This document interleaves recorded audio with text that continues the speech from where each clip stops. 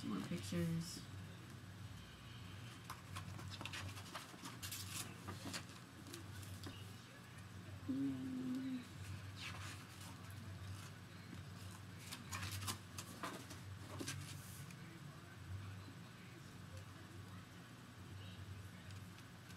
I don't really know who this dude over here is, but I threw him in there because he had something to do with Lincoln.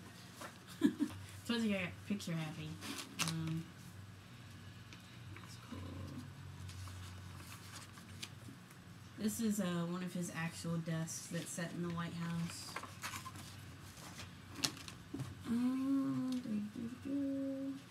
These are recent day pictures of what it looks like, of what his house and the Illinois State Capitol looks like.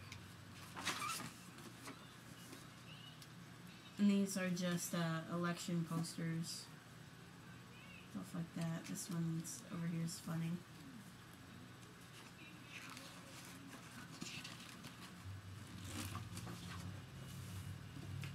There's more. This one's kind of gruesome right here. It's an actual 2 pictures of a black man being hung.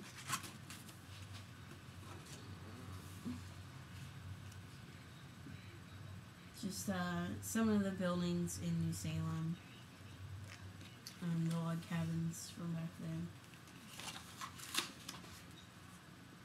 A map of New Salem. More of the buildings. More illustration buildings though. Well, this is the train that carried him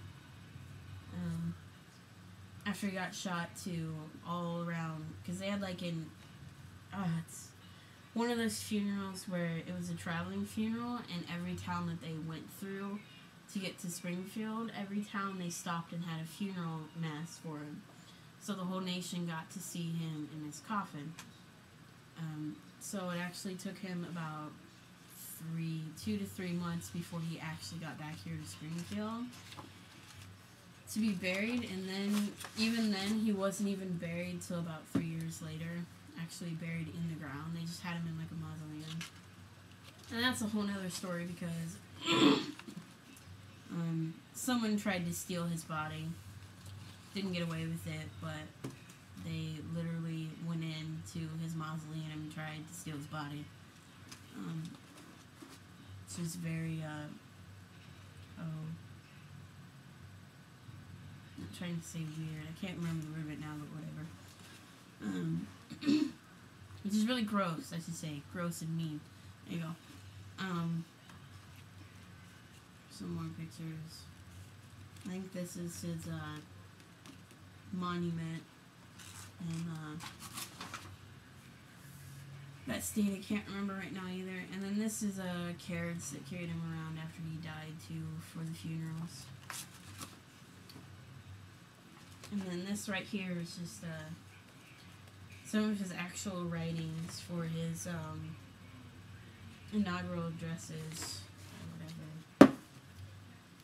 And then these are just types I chose to maybe use, which I didn't use any of these. So it was kind of pointless for me to do. And those are just drawings for the mark. Some more. They're not very good. They're not very important. So I didn't use any of them. Because he didn't like any of them. These are more closer to the ones that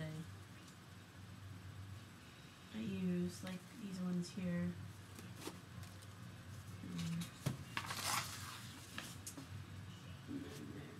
There. Now these ones right here are the ones that I use. And then there's a final one here. Oh. And here's the letterhead, the business card, and the envelope.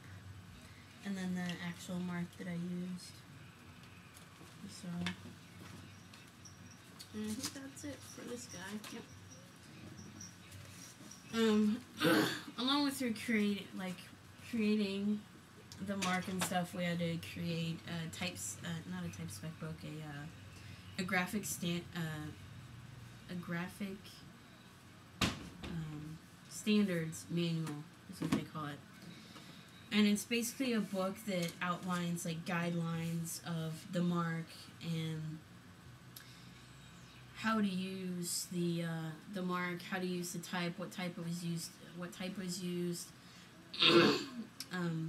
Shows the letterhead and business card, and then the construction, breaking it down into a grid, blah blah blah. It's really stuff that no one's really ever taught us, that we need to use a grid to design a logo or a mark.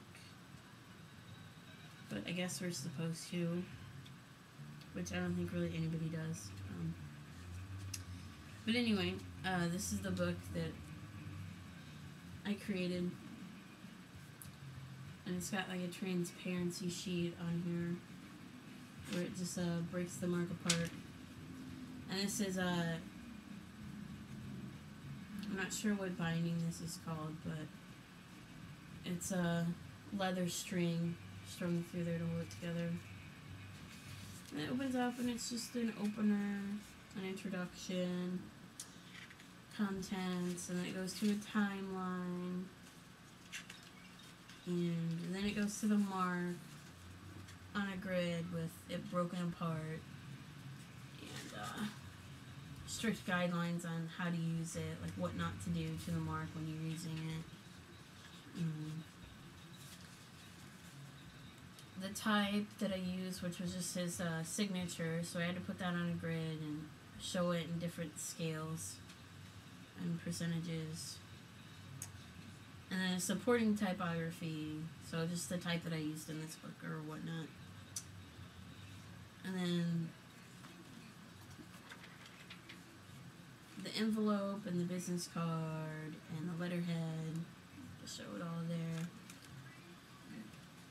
And paper and construction of the book and papers that you can put stuff on.